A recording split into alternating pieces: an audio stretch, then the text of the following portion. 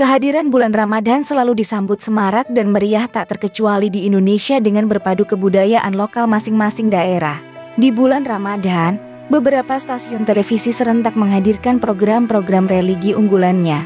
Beberapa penceramah yang jadi pengisi acaranya pun kini makin sering terlihat di layar kaca untuk memberikan pencerahan mengenai ilmu agama dan hukum-hukumnya. Namun ada beberapa penceramah yang selalu warawiri di televisi saat bulan Ramadan kini telah menghadap Sang Ilahi. Kepergian mereka tentu meninggalkan duka yang mendalam bagi keluarga dan seluruh umat Islam yang pernah mendengar nasihat-nasihatnya. Berikut ini tim Bintang Top telah merangkum berita 8 penceramah yang biasa mengisi acara TV saat Ramadan kini sudah meninggal dunia.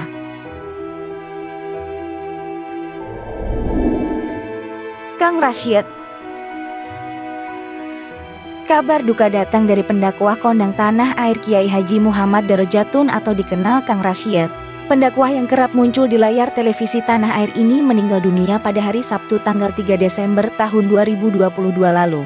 Kabar meninggalnya Kang Rashid dibagikan oleh sejumlah akun media sosial, diantaranya dibagikan akun @damai_tv1.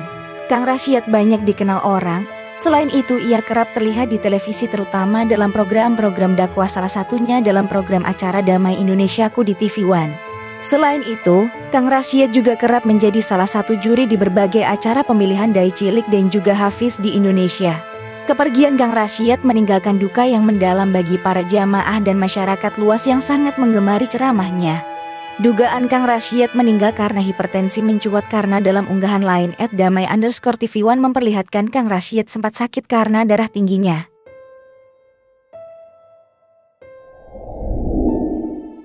Sheikh Ali Jabir.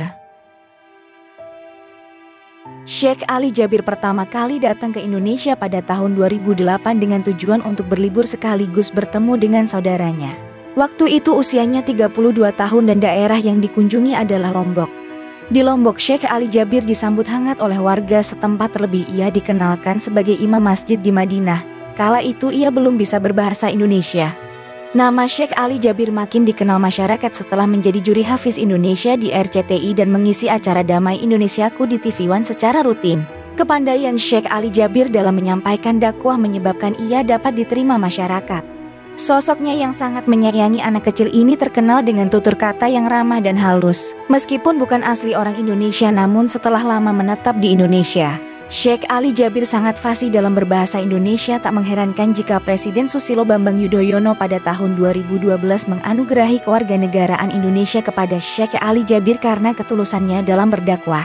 Sheikh Ali Jabir wafat pada tanggal 14 Januari tahun 2021 setelah berjuang sembuh dari penyakit paru-paru dan sempat terpapar COVID-19. Sheikh Ali Jabir meninggal pada usia 44 tahun. Sebelum meninggal dunia, Sheikh Ali Jabir pernah berwasiat jika ia meninggal dunia ingin dikebumikan di Lombok, tempat ia mengajar anak-anak kecil menghafal Al-Quran. Namun harapan itu tak dapat dikabulkan akibat situasi pandemik. Ustadz Arifin Ilham. Nama Ustadz Arifin Ilham mulai melambung di kala senandung zikir yang dikumandangkan melalui majelis taklim yang dibangunnya bernama Majelis Az-Zikra pada era tahun 2000-an mulai dikenal masyarakat. Gaya dakwah yang dibawa Ustadz Arifin cukup menyentuh publik serta pesan damai yang disampaikannya memberikan nuansa berbeda dibanding metode-metode pendakwah lainnya.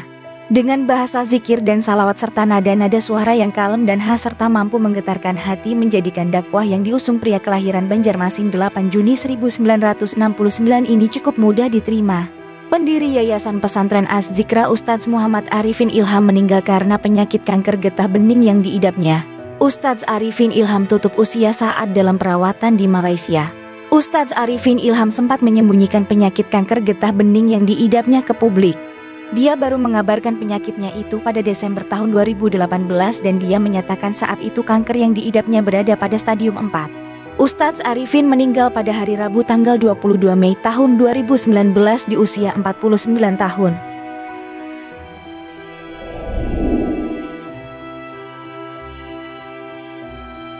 Ustadz Jeffrey Al-Bukhari lahir dengan nama Muhammad Jeffrey Al-Bukhari pada tanggal 12 April 1973. Pendakwah yang akrab disapa UJ ini telah melewati pasang surut kehidupan. Masa remajanya diisi dengan berbagai kenakalan hingga menjadi pecandu narkoba. Namun ia bertobat dan menjalani kehidupan barunya yang sama sekali berbeda dengan masa remajanya. Jalan hidupnya berubah saat ia menggantikan peran sang kakak sebagai imam masjid di Singapura pada tahun 1999. Di awal karier berdakwah, jamaah masjid memilih bubar dan menolak dipimpin oleh orang yang terkenal tukang mabuk. Karier Uje di dunia dakwah membaik sekitar tahun 2002 di mana Uje dikontrak dalam acara Salam Sahur yang ditayangkan di sebuah stasiun televisi swasta. Selama berdakwah, Uje dikenal sebagai ustadz gaul yang menyasar para remaja. Gaya berbusananya pun simpel dan kasual seperti gaya yang disukai para remaja. Uje tak hanya pandai ceramah namun piawai juga dalam bernyanyi. Tak sedikit lagu-lagu yang dinyanyikannya menjadi hits bahkan hingga saat ini. Siapa yang tak pernah mendengar lagu Bidadari Surga yang dipersembahkan untuk istrinya? Uje meninggal dunia di usianya yang ke-40 tahun pada 26 April tahun 2013 karena kecelakaan motor tunggal.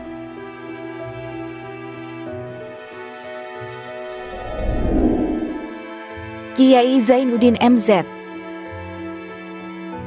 Kiai Zainuddin MZ dikenal luas sebagai dai sejuta umat karena berbagai alasan yang mencerminkan pengaruhnya dalam dunia dakwah. Julukan tersebut memang pantas diberikan mengingat Kiai Zainuddin MZ acap kali tampil di atas panggung untuk berceramah, maka ratusan ribu bahkan sejuta umat akan datang memadati areal di sekitar panggung. Selain aktif berdakwah, dia juga terjun ke dunia politik. Kiai Zainuddin bahkan pernah menjadi anggota MPR dari utusan daerah periode 1997 hingga 1998. Kepiawaiannya membawakan ceramah dalam bungkus banyolan, sindiran tetapi juga mengandung kritikan hampir selalu memikat bagi siapapun yang mendengarkan. Tak heran bila kemudian sang kiai begitu dicintai masyarakat Indonesia. Popularitas Kiai Zainuddin MZ sebagai dai sejuta umat tak hanya terjadi di atas panggung, tetapi juga televisi, radio hingga kaset-kaset. Masanya tak hanya di Jakarta tetapi juga di berbagai daerah di Indonesia.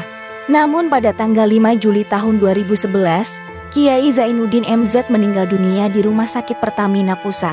Kiai Zainuddin MZ meninggal karena serangan jantung. Kepergiannya meninggalkan duka mendalam bagi keluarga, sahabat dan jutaan umat Islam yang telah merasakan manfaat dari ceramah dan dakwahnya.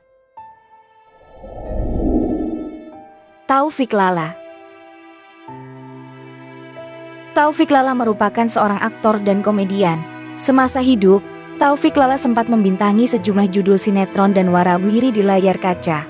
Peran Taufik Lala sebagai bapak tebel di sinetron Islam KTP begitu melekat di hati masyarakat.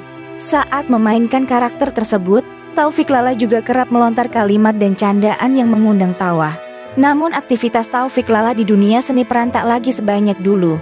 Sebelum wafat, pria yang kerap bercanda dan tersenyum ini lebih banyak menjalani kegiatan sebagai pendakwah. Bahkan mendiang Taufik Lala pun kerap mengajak rekannya sesama komedian untuk mengaji bersama. Melalui akun Instagram pribadinya, Taufik Lala kerap mengunggah potongan video ceramah saat mengisi acara keagamaan. Taufik Hidayat atau yang lebih dikenal dengan Taufik Lala meninggal dunia pada hari Rabu tanggal 26 Juli tahun 2023 lalu. Taufik Lala mengembuskan napas terakhir diduga akibat serangan jantung.